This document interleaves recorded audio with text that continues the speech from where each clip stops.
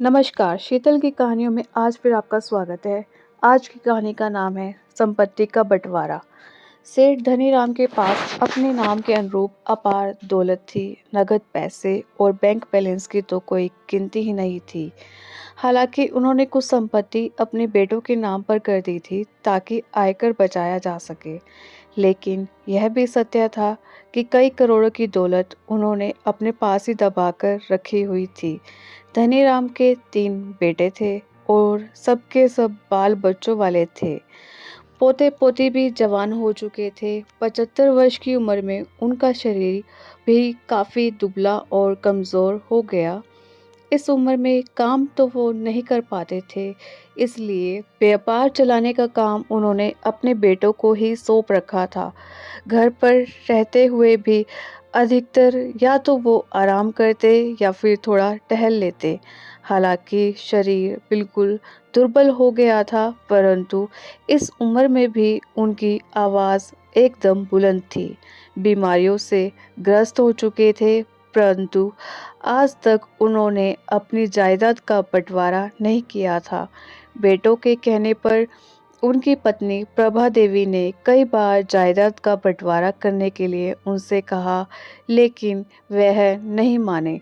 इसके पीछे भी एक कारण था। उनके तीनों बेटों ने उनका व्यापार संभाल रखा था। यदि वह बंटवारा कर देते तो उनके बेटे साथ मिलजुल कर व्यापार संभाला तो दूर एक दूसरे का चेहरा तक न देखते।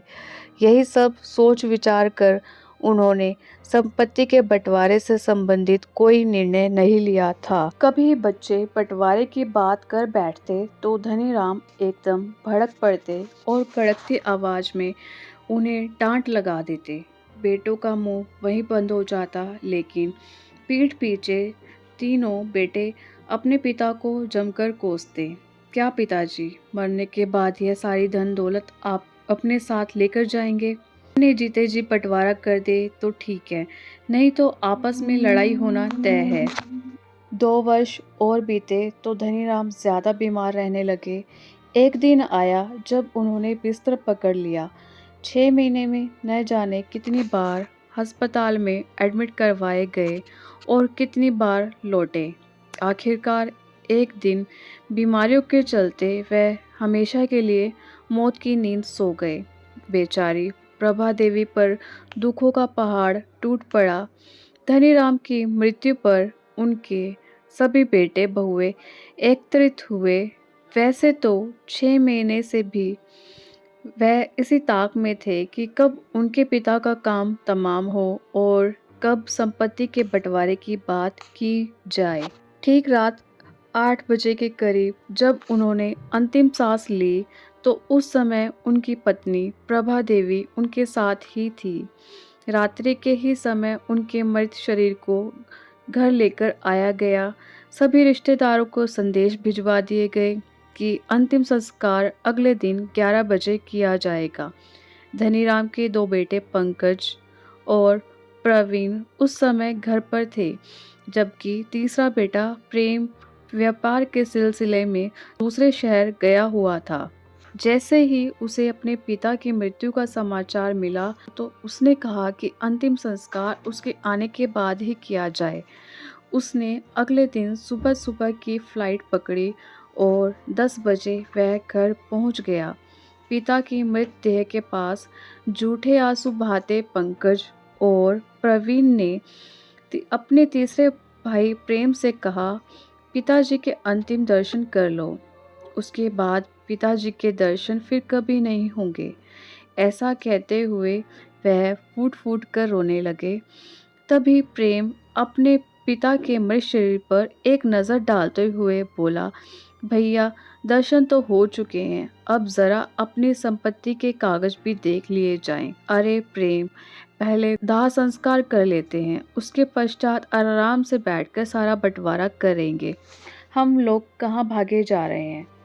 सबकी आपसी सहमति से ही बंटवारा होगा, पंकज ने कहा। तो परवीन ने भी इस बात में सहमति जताई, जबकि प्रेम सहमत नहीं हुआ। अरे भैया, इतनी जल्दी करने की क्या जरूरत है? अंतिम संस्कार कुछ देर बाद हो जाएगा और कौन सा लाश सड़ी गली जा रही है। सबसे पहले मुझे यह बताओ कि मेरे हिस्से कितनी दौलत आएगी। तो पंकज बोला, इसमें पूछने वाली क्या बात है? अरे हम 3 भाई हैं तो संपत्ति के 3 बराबर के हिस्से होंगे। इतना सुनते ही प्रेम आग बबूला हो गया। उसका गुस्सा 7वें आसमान पर पहुंच गया। अच्छा, व्यापार संभालने का सारा काम मैं करता हूँ। हमेशा टूर पर रहता हूँ, कभी एक शहर तो कभी दूसरे शहर। और तुम दोनों क्या करते हो? कुर्सी पर बैठकर आराम फरमाते हो और किताबें ही तो काली करते हो। बौखलाते हुए प्रेम बोला। अपने छोटे भाई की यह बात सुनकर पंकज भी गुस्से में आ गया और बोला, बिल्कुल नहीं। मैं अलग अलग टैक्स को बारीकी से देखता हूँ। इनकम टैक्स, जीएसटी और एक्साइज ड्यूटी कैसे बचानी है, यह सब मुझे पता है।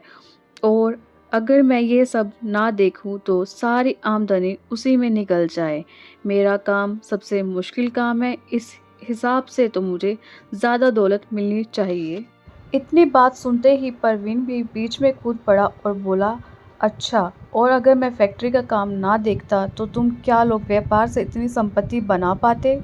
इस हिसाब से तो मुझे सबसे ज़्यादा हिस्सा मिलना चाहिए। अब तो तीनों ने यह घोषणा कर दी कि सबसे पहले संपत्ति का बंटवारा होगा, उसके बाद ही अंतिम संस्कार किया जाएगा।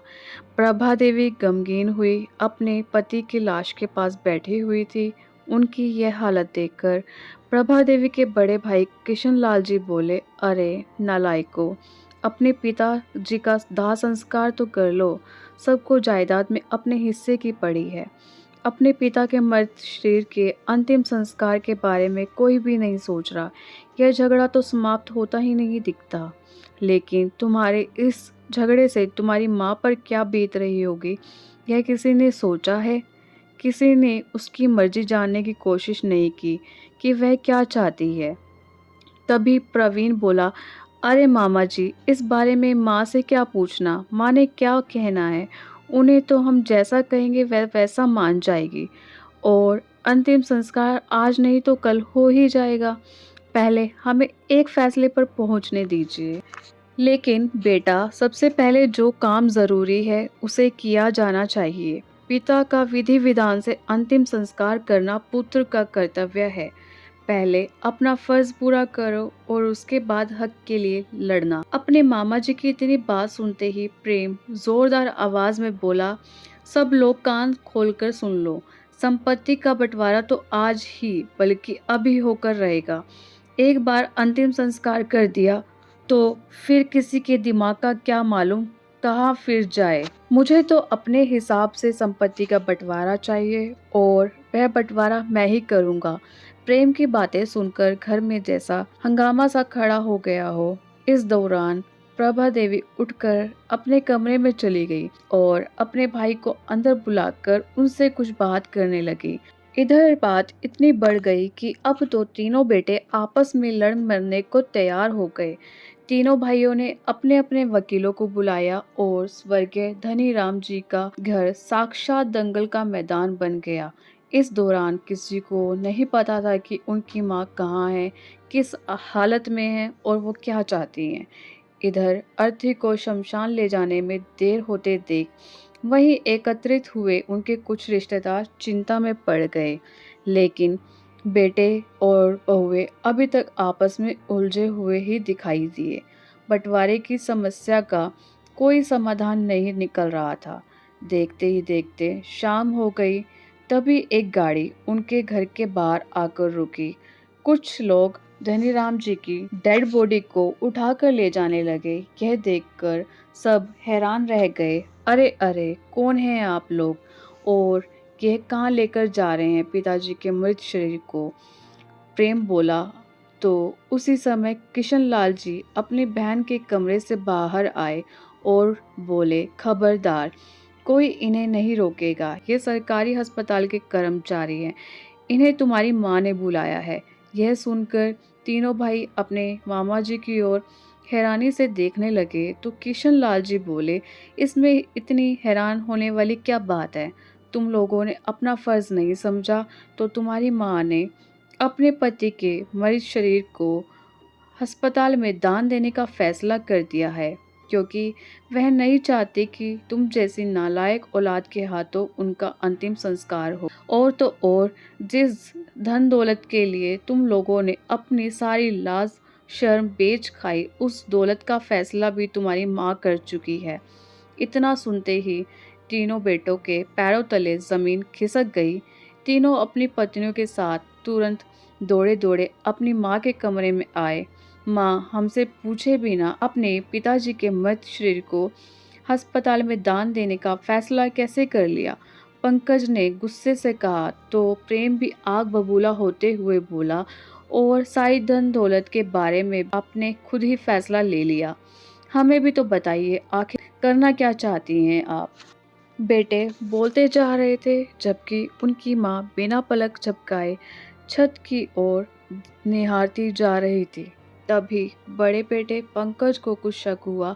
माँ को हैरानी से देखता हुआ जैसे ही वह अपनी माँ के नजदीक गया और उन्हें हिलाया, तो उसी समय उनकी गर्दन एक तरफ लुढ़क गई। प्रभा देवी भी इस क्रूर दुनिया से सदा के लिए रुखसत हो गई। यह देख तीनों बेटे और बहुएं आश्चर्यचकित रह गए। उसी समय पंकज की नज़र माँ के पास रखे एक कागज पर गई, जिस पर प्रभा देवी ने अपने हाथों से कुछ लिखा हुआ था। पंकज ने पत्र पढ़ना आरंभ किया। अपने जिन बेटों के लिए एक पिता ने अपनी पूरी जिंदगी न्यौछावर कर दी, दिन रात एक करते हुए जी तोड़ मेहनत करके धन दौलत इकट्ठी की, आज उसी पिता की लाश घर के आंगन में पड़ी हुई अंतिम संस्कार का इंतजार कर रही है। इससे ज्यादा लानत की बात तुम लोगों के लिए क्या हो सकती है? तुम लोगों को इतने लाड़ प्यार से पाल पोस कर बड़ा करते हुए मैंने और तुम्हारे पिताजी ने कभी भी यह नहीं सोचा था कि आगे चलकर तुम हम लोगों का ये हश्र करोगे। अच्छा ही हुआ जो तुमने अपने पिता का अंतिम संस्कार नहीं किया। मैं प्रभा देवी आज तुम लोगों से तुम्हारे माता पिता के अंतिम संस्कार का हक छीनती हूँ। तुम जैसी लालची और नालायक औलाद के हाथों अंतिम संस्कार से अच्छा है कि ये शरीर किसी के काम आ जाए और मरते मरते भी किसी को जीवन दान दे दिया जाए। और हाँ, जिस दौलत के लिए तुम लोगों ने अपने पिता की लाश के सामने इतना हंगामा किया, उस पर कानूनन हक अब मेरा हक था, और अपने इसी अधिकार का प्रयोग करते हुए वह दौलत मैंने इस शहर के सभी वृद्ध आश्रमों और अनाथ आश्रमों में दान कर दी है। आज सारा पैसा मेरे और तुम्हारे पिताजी के ज्वाइंट बैंक अकाउंट से ट्रांसफ़र हो चुका है और दान दिया जा चुका है। पत्र पढ़कर तीनों बेटों और बहुओं की आंखें फटी की फटी रह गई। सब के सब जमीन पर बैठकर अपना सर पकड़कर रोने लगे। थोड़ी ही देर में अस्पताल से एक अन्य एम्बुलेंस आई और प्रभा देवी के मृत शरीर को भी अस्पताल ले गई। आप सबको कहानी कैसी लगी कमेंट बॉक्स में ज़रूर बताएं, और कौन कहां से ये कहानी सुन रहा है कमेंट बॉक्स में ज़रूर बताएं, और चैनल को सब्सक्राइब ज़रूर करें। धन्यवाद।